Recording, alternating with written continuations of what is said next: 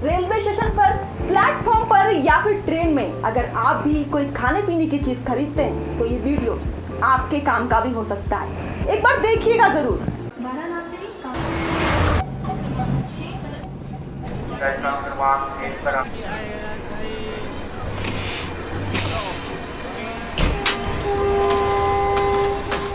भाई साहब, क्या आपने बिल लिया? नहीं नहीं नहीं नहीं नहीं।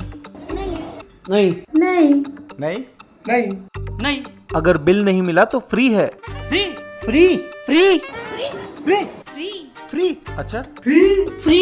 अब ट्रेनों में या प्लेटफॉर्म पर खान पान की कोई भी वस्तु खरीदते समय संबंधित विक्रेता से बिल की मांग अवश्य करें। याद रखिए, यदि विक्रेता बिल देने से मना करता है तो आपके द्वारा खरीदी गई सामग्री निःशुल्क पाने के आप हकदार हैं।